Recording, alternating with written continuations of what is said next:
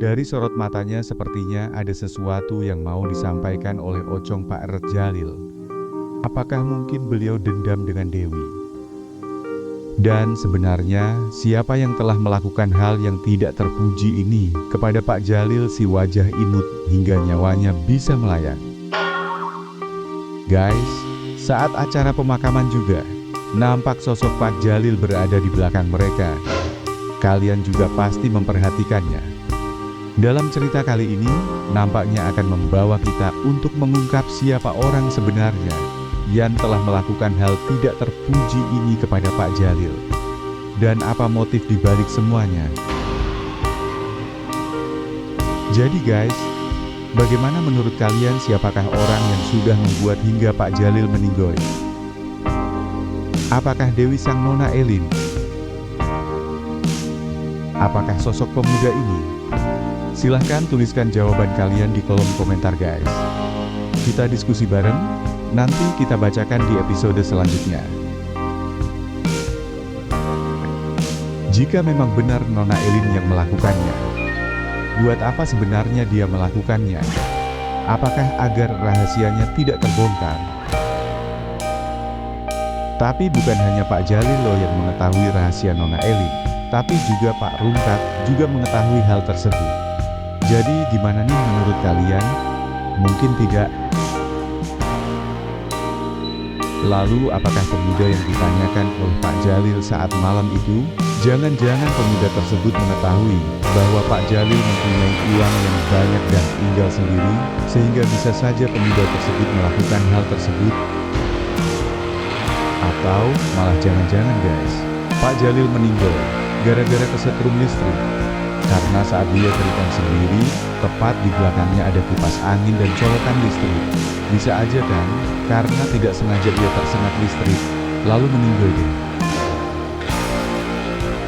Gimana nih menurut kalian, cocok ya?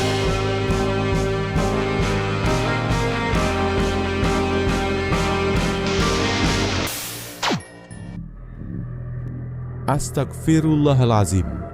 Para netizen sekalian sekarang siap-siap dibikin geleng-geleng kepala. Karena ada kabar bahwa Pak RT masuk angin, tapi bukan masuk angin biasa, tapi langsung ke bawah sampai ke atas, alias meninggoy. Nggak ada yang nyangka, nggak ada yang siap. Ketika pagi masih gelap dan angin berhembus pelan, ada kabar yang bikin hati berhenti sesaat. Orang sekampung nahan napas, suasana kayak dunia ikut hening. Tangan gemetar, mata sembab, tapi hidup harus lanjut.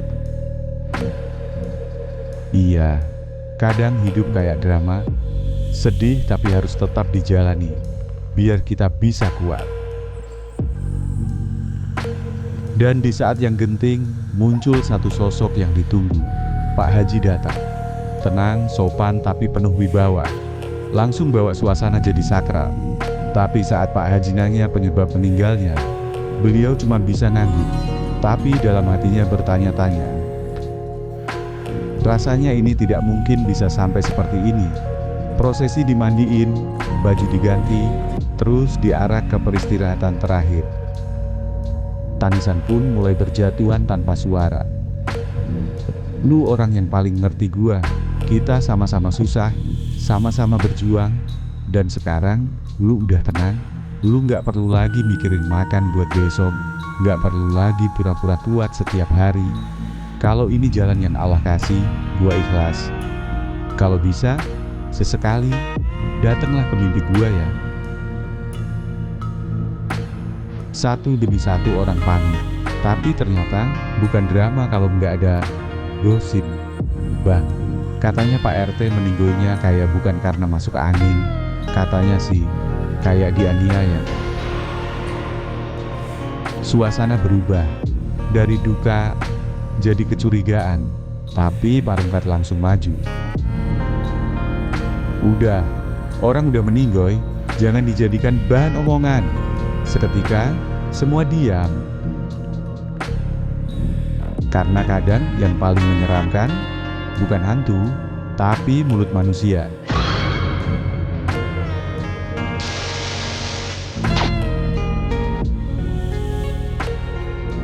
Saat Topan mau keluar, ngurus fotokopi KTP, Dewi langsung panik.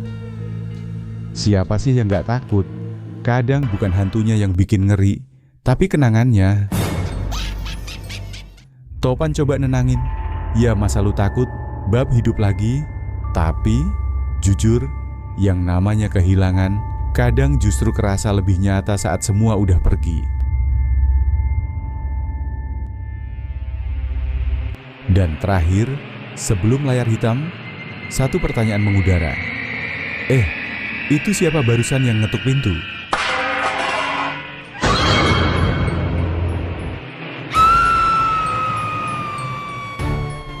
Guys, dalam cerita ini ngajarin kita beberapa hal. 1.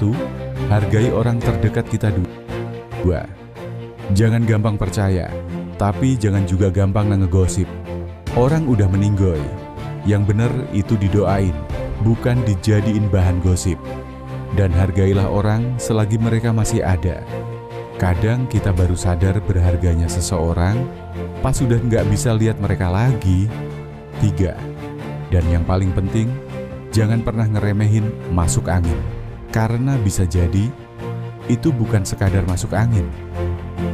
Kalau kalian suka cerita yang bisa bikin baper kayak gini, jangan lupa tekan like, komen pendapat kalian, share ke teman kalian, dan subscribe buat terus support channel ini. Karena dari kisah begini, kita bisa belajar sambil tetap terhibur. Sampai ketemu di episode selanjutnya. Wassalamualaikum.